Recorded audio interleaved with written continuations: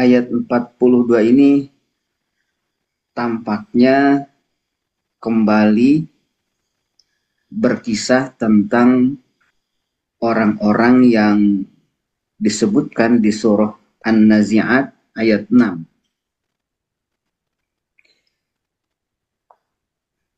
Tentang Ar-Rajifah,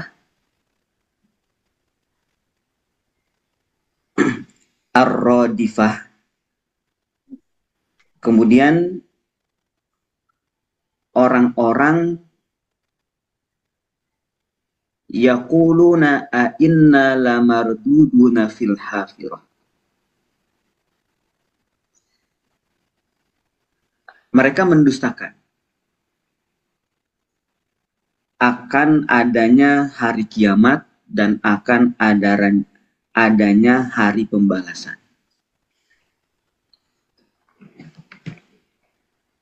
Oleh karenanya, di antara bentuk kekufuran mereka kepada hari kiamat, bahkan bentuk mereka mengolok-ngolok informasi tentang hari kiamat, itu mereka bertanya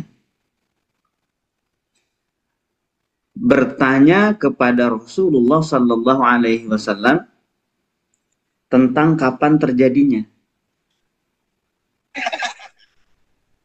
Yas'alunaka 'anis sa'ati ayyana mursaha. As-sa'ah ini itu ar-rajifah.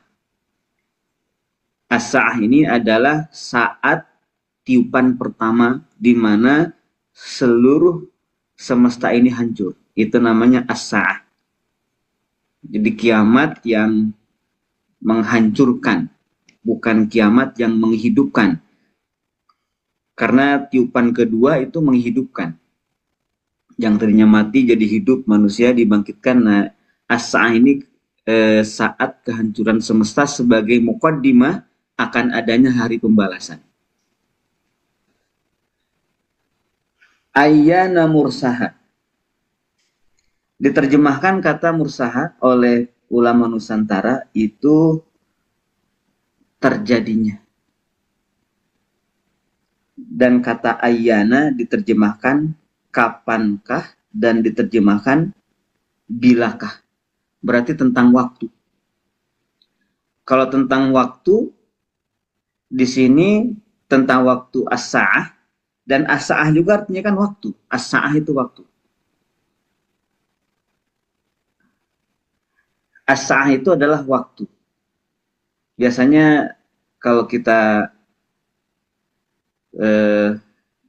dalam bahasa Arab, as-sa'ah itu biasanya jam. Jam itu. Sa'atu kam misalkan. Jam berapa gitu ya. Sa'atan juga bisa artinya 1 jam. Sa'atan juga bisa artinya sesaat. Itu kan terkait waktu. Nah ternyata hari kiamat, yakni hari hancurnya alam semesta dengan tiupan yang pertama itu disebut as-sa'ah. Ada waktunya yang khusus.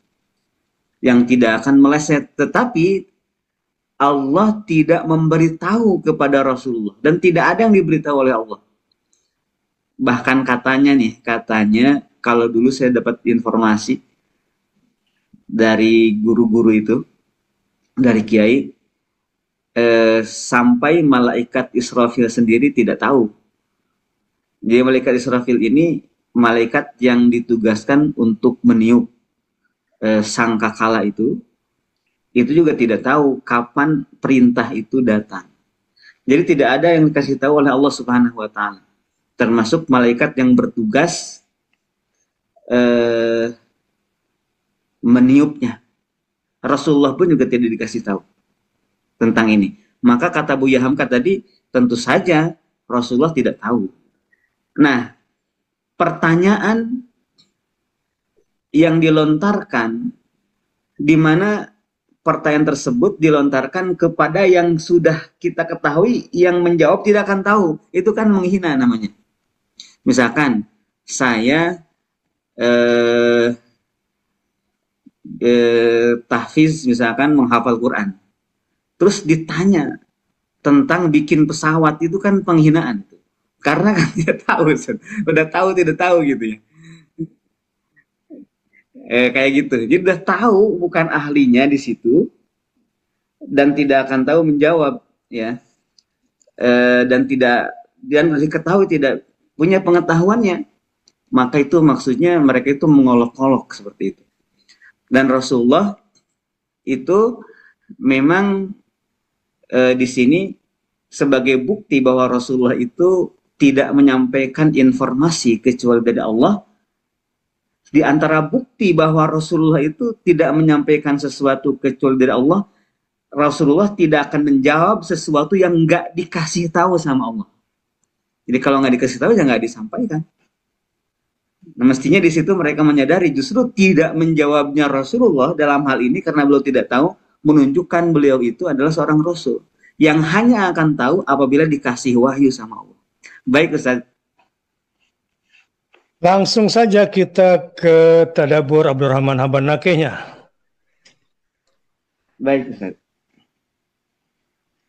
Kata Abdurrahman Habban Nakeh di halaman ke-62, jilid yang ke-15, terjemahannya, orang-orang yang mendustakan hari pembalasan, orang-orang yang mendustakan kebangkitan setelah kematian dan mendustakan hari pembalasan akan bertanya kepadamu tentang saat atau waktu berakhirnya ruang kehidupan dunia.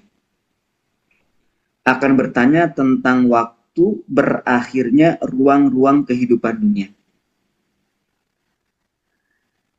Di mana setelahnya itu akan datang waktu dibangkitkan dari kematian kepada kehidupan yang lain.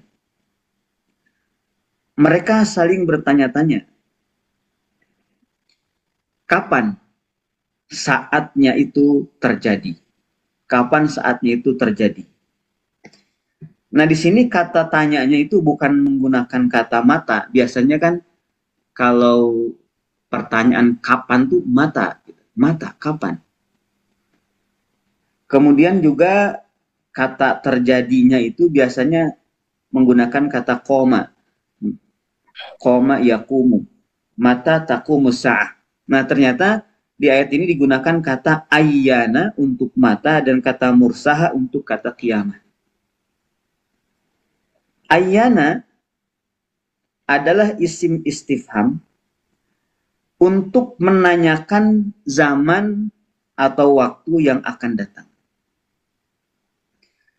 Dan hanya digunakan dalam sesuatu yang dimaksudkan untuk dibesarkan dan diagungkan. Jadi pertanyaan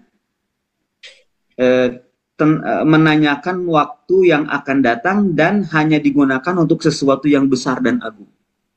Itu ayyana. Berbeda dengan mata. Kalau mata kan kapan, tetapi kata kapan ini hanya menunjukkan kapan bisa yang sudah terjadi, bisa yang akan terjadi, dan bisa juga sesuatu yang tidak besar. Kalau mata itu. Bisa nggak misalkan bertanya dengan mata tentang sesuatu yang sudah datang? Ya bisa, tapi kita nggak tahu misalkan UBN sudah datang. Udah tahu tuh, tapi kita nanya masih, kapan datangnya? Gitu ya, maksudnya kapan udah nanya waktu sesudahnya. Nah, kalau ayyana itu nggak bisa untuk waktu yang akan datang saja. Kemudian mursaha. Mursa itu kata mursaha itu berarti kan kata mursa dan ha. Itu dua kata tuh. Mursaha itu dua kata secara nahwu. Mursaha yaitu mursa dan ha. Jadi mursaha. Nah, kata mursa itu tempat berlabuhnya atau bersandarnya kapal di pantai. Dermaga. Dermaga. Jamak dari kata mursa itu al-marosi. Di sini ada tasbih. Eh, eh, Sebenarnya bukan tasbih, namanya majaz isti'arah ya. Hari kiamat diibaratkan dengan kapal atau perahu yang berjalan di lautan waktu. Dan terjadinya kiamat itu diibaratkan dengan berlabuhnya perahu itu di pantai, di dermaga. Lalu dipinjam isti'arah ya. Dipinjamkan kata mursaha untuk menunjukkan waktu terjadinya kiamat. Maksudnya mata yakunu qiyamusah. Kapan terjadinya berdirinya waktu kiamat itu. Majaz isti'arah. Baik Ustaz. Jadi biasanya kalau kita di pinggir laut menanti kapal sandar, ya, nggak kelihatan di mata nih. Nah biasanya kita sering bertanya gitu, Ustaz Deden, kapan kapal kita nih akan sandar di dermaga? Jadi pertanyaan seperti itu sering ditanyakan, apalagi bagi pemilik kapalnya biasanya, atau orang yang sudah menanti kapal yang akan mengangkut dia. Nah itu selalu bertanya-tanya, kapan kapal akan sandar untuk membawa kita atau membawa barang kita. Nah ini digunakan untuk mempertanyakan sesuatu yang ditunggu-tunggu. Walaupun beda ya di sini maksudnya Ayyana Mursaha ini ngolok-ngolok ya, nggak nunggu beneran. Baik, tadi juga istilah Ayyana. Kenapa bukan mata, sama-sama kapan? Nah itu nggak ada contohnya sih kalau bahasa Indonesia ya. Kalau Iya, bahasa Ustaz. Indonesia, kapan hadiah ujian? Itu kan biasa saja kan. Nah, kalau kita bertanya untuk sesuatu yang besar, gitu ya, kapan serangan Israel secara total ke Gaza itu kapan? Nah, kita nggak punya bahasa itu. Untuk sesuatu yang kalau terjadi dan itu besar, nah itu menggunakan kata ayyana, mursa. Baik, kita kembali kepada ayat ini. Rupanya mereka-mereka yang tidak beriman pada hari kebangkitan. Jadi setelah kita meninggal dunia, sampai di situ tuh dia beriman. Ya, kemudian sampai kita dibangkitkan, nah disitulah dia kemudian tidak beriman, pura-puranya nanya. Ya, pura-puranya nanya. Seharusnya yang jawab nih Aisyah kalau ada orang musyrik bertanya gitu. Ayyana mursaha. Kamu nanya gitu.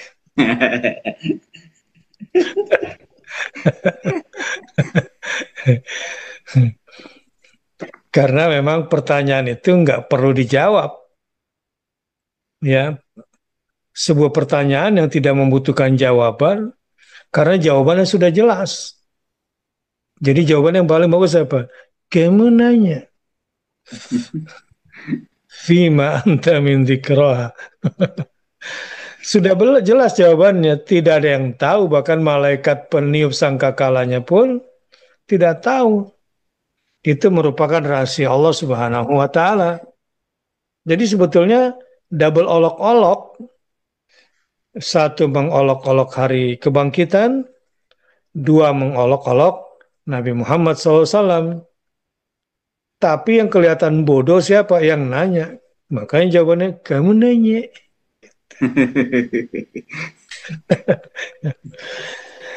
Oke. Nah, apa hidayah yang bisa kita ambil dari ayat ini?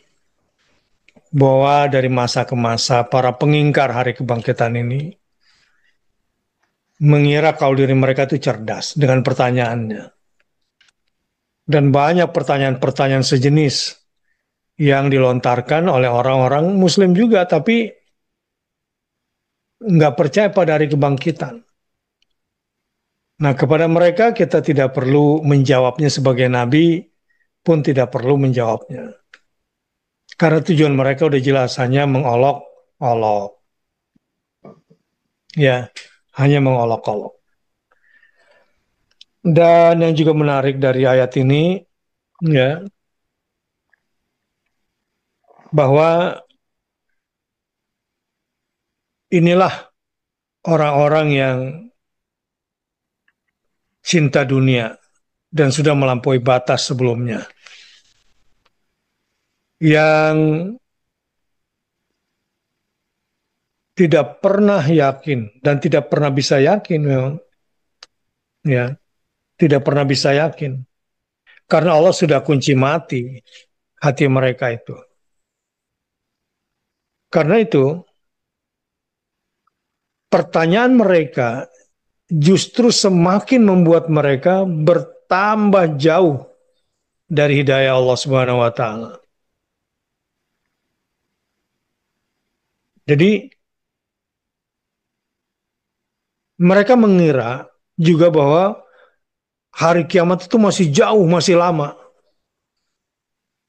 Jadi mereka nggak akan pernah merasakannya. Dia lupa kalau ada kiamat kecil berupa kematian.